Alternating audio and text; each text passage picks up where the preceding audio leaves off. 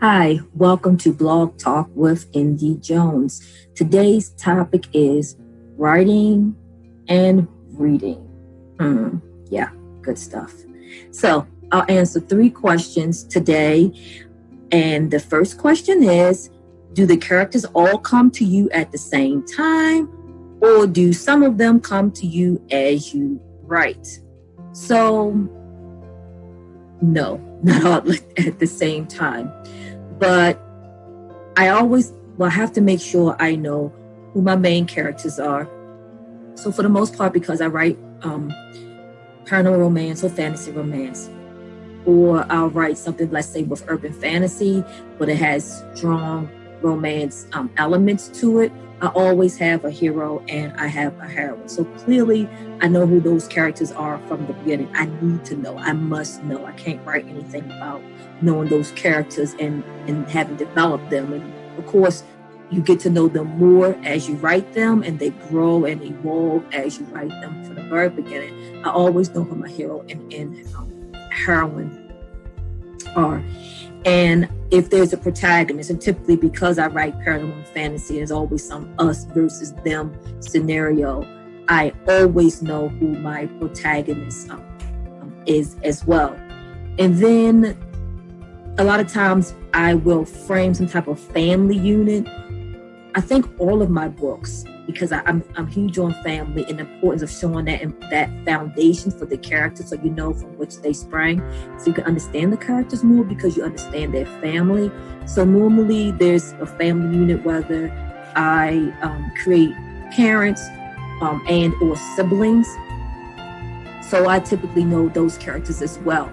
But then there are other characters who I don't foresee needing. So as I progress through the book, in this particular story beats that I need to make, or that I see that I need to make, then it will open up avenues to integrate more characters into the story. I don't think I've ever started a story and outlined both my main characters and supporting characters, and I've never needed anything but those characters to create the story, to have a complete story. So as the story grows and evolves, by default, I typically have to add on more characters. So do characters all come to you at the same time? No, they don't. Do the essential characters? Yes, they do. So that's question one. Question two, what kind of research do you do before you begin writing a book? And I do tons of research. I engage in a lot of research, like the question asks, before I write the book. For example, so for this, the Winged Warriors, what you see behind me, so it deals with angels and demons, and I wanted to. I don't know anything about birds' wings at all. So, but of course they're angels, so they have wings. So I'm just giving a very narrow a research point that I looked up. And so I looked up different types of bird wings. I have 3 categories of angels in my stories. I have hunter angels, I have guardian angels, and I have healer angels. And so I wanted to give them not just these generic wings. I wanted their wings to look differently based on the type of angel that they were. And so I may have had one type of angel wings look like, let's say, vulture wings, and then another perhaps may resemble like shorebirds. Like my guardian angels, their wings resemble shorebirds. And so I looked up wings, looked at primary and secondary feathers, their covert feathers. What does that look like? Where are they? How they really work? And so specifically in book 1, Fire, Fury, Faith, I took time to actually kind of like explain a little bit about the wings and how they look and how they differ. So all that was research that I need to engage in before I even wrote that particular scene. And so I have a book here, the book that I'm looking down at, from which I'm reading my questions, is an example of a book that I use to record a lot of my notes. So I print a lot of stuff out. I have huge expandables in which I print stuff out, but I also just look information up and I write it down. I do a lot of outlining and note taking, and it's just kind of old school. I literally just write it in journals. So I have this journal here. You can see that with the Sankofa bird on here. Actually, I'm going to write a book in which one of my characters transforms into a bird like this. That's a blog talk for another time. But so this is one of my many journals that I have. And this one, my husband purchased for me, I believe it was maybe 1 or 2 Kwanzas ago. And we went to an event, and a vendor, a mom and daughter team, and they sold these because it's really just, they designed the cover and then they put a book inside of it. So whenever I finish the book, I can just pop this out and put a replacement in here. So you're really paying for this unique cover design. And so this is actually the one that I'm using for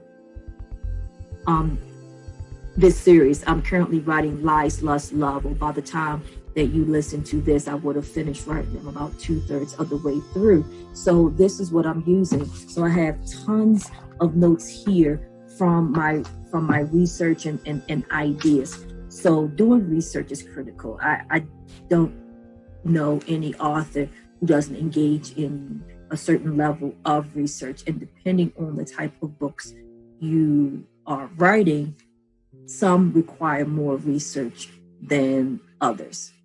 So that's my answer to question 2. And then again, using my handy dandy notebook, I sound like Dora the Explorer there.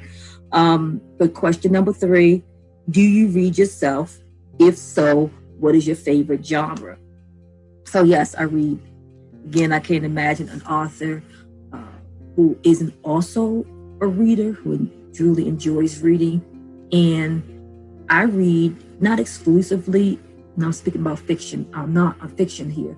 I read basically what I write. I write urban fantasy, I write fantasy and paranormal romance. And so I read those genres. I also read and or listen to, because audiobook, I have a lengthy commute. And so I really enjoy audiobooks. So I also listen to historical romances as well. So as you see, the romance kind of like is in most of my stuff. I enjoy romance stories and I read them. And again, like I said, I listen to them in an audiobook. So it's really aligned very much with what I write. But I also read a lot of nonfiction and just a lot of stuff dealing with cultural proficiency or multicultural education, Black politics, American government. That's what I have my degrees in. And so I come from a very strong political science, law, and society background. And so I read books that correspond with those big topics. So those are my nonfiction reads. And having been an educator, I taught social studies. I taught, African American history, American government, U.S. history. And so I also read books that fall within, again, those big subjects. I enjoy reading nonfiction. But as far as fiction, I very much read books that are aligned to what I write, which is great. It exposes me to a lot of wonderful authors and the stories that they really have to tell. And I will say that I think it's important for authors to also read nonfiction to really stay abreast of really what's going on, or to have a strong sense of just a lot of information, because all of that, whether you realize or not, plays out when you sit down to write your fiction, because you can draw on a lot of real life situations, and you get that information by studying and from doing research. You're not approaching your craft from a place of being a blank slate. You pull in a lot of the information that you've learned in school and that you've read and studied independently. So yes, it's important to read, perhaps within your genre, to also read fiction. But I will also argue that it's equally important, if not more important, to read nonfiction, because I think that will make you a stronger writer. You have a lot more in your toolkit to pull from and to connect with than if you really don't, if you're not expanding your mind as much as you possibly can. So that's what I read. I read both fiction and nonfiction. And I think, as I just said, that they blend together nicely.